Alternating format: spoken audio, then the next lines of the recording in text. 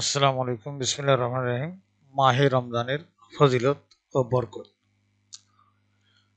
এক হচ্ছে কোরআন নাজিলের মাস। রমজান মাসে পবিত্র কোরআন নাজিল হয়েছে, যা মানব জাতির জন্য হেদায়েত ও পথ নির্দেশ। আল্লাহ তাআলা বলেন, রমজান মাসই হলো সেই মাস যাতে নাজিল করা হয়েছে কোরআন, যা মানুষের জন্য হেদায়েত এবং সত্যপথ যাত্রীদের জন্য সুস্পষ্ট পথ নির্দেশ আর ন্যায় ও অন্যায়ের মাঝে পার্থক্য বিধানকারী।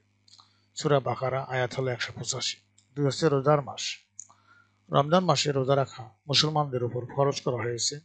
রোজা শুধু ক্ষুধা ও পিপাসা নয়, বরং এটি আত্মশুদ্ধি, তাকওয়া অর্জন এবং আল্লাহর নৈকট্য লাভের একটি মাধ্যম। আল্লাহ তাআলা বলেন, হে ইমানদারগণ, তোমাদের উপর রোজা ফরজ করা হয়েছে, যেমন ফরজ করা হয়েছিল তোমাদের পূর্ববর্তীদের উপর, যাতে তোমরা তাকওয়া অর্জন করতে পারো। সূরা বাকারা আয়াত হলো ১৮৩। ৩ হচ্ছে লাইলাতুল কদরের মাস। রমজান মাসে লাইলাতুল কদর বা কদরের রাত রয়েছে, যা হাজার মাস থেকে উত্তম। এই রাতে ইবাদতের মাধ্যমে মুসলমানরা আল্লাহর বিশেষ রহমত ও মাগফিরাত লাভ করে। আল্লাহ তাআলা বলেন, নিশ্চয়ই আমি এটি কোরআন নাজিল করেছি কদরের রাত্রে। আর তুমি কি জানো কদরের রাত কি? কদরের রাত হাজার মাস থেকে উত্তম। সূরা কদর আয়াত হলো ১ হইতে ৩।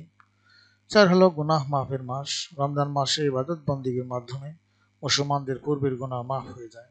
হাদিসে বর্ণিত হয়েছে, যে ব্যক্তি ঈমানের সঙ্গে সওয়াবের আশায় রমজানের রোজা রাখে, তার পূর্বের সব গুনাহ মাফ করে দেওয়া হয়। সহিহ বুখারী। সুবহানাল্লাহ। ৫ হলো জাহান্নাম থেকে মুক্তির মাস। রমজান মাসে আল্লাহ তাআলা জাহান্নাম থেকে অসংখ্য বান্দাকে মুক্তি দেন। হাদিসে বর্ণিত হয়েছে, রমজান মাসে আল্লাহ তাআলা প্রতি রাত্রে অসংখ্য ব্যক্তিকে জাহান্নাম থেকে মুক্তি দেন। মুসনাদে আহমেদ। ৬ হলো দান সৎকার মাস। রমজান মাসে দান সৎকার গুরুত্ব অপরিসীম। এই মাসে নবীজি সাল্লাল্লাহু আলাইহি সাল্লামের দানশীলতা বহুগুণে বেড়ে যেত। হাদিসে বর্ণিত আছে, মহানবী সাল্লাল্লাহু আলাইহি সাল্লাম রমজান মাসে সবচেয়ে বেশি দানশীল হতেন। সহিহ বুখারী। ৭ হলো রহমত, মাগফিরাত ও নাজাতের মাস। রমজান মাসকে ৩টি ভাগে বিভক্ত করা হয়েছে। প্রথম ১০ দিন রহমতের মাস, এই রহমত চলে গিয়েছে। দ্বিতীয় ১০ দিন মাগফিরাতের মাস।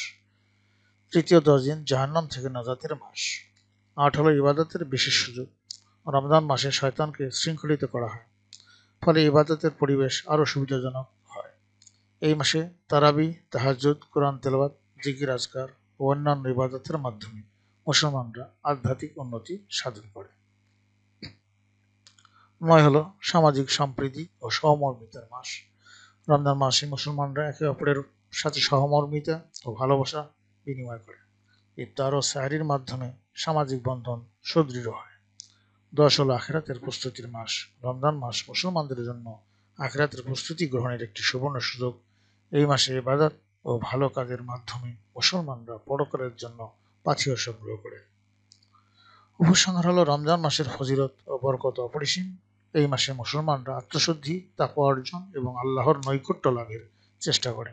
রমজান মাসের বরকত লাভের জন্য মুসলমানদের উচিত বেশি বেশি ইবাদত, দান সদকা ও ভালো কাজে নিজেদের নিয়োজিত করা। আল্লাহ তাআলা আমাদের সবাইকে আমল করতে তৌফিক দান করুন। আমিন। আসসালামু আলাইকুম ওয়া রাহমাতুল্লাহি ওয়া বারাকাতুহু।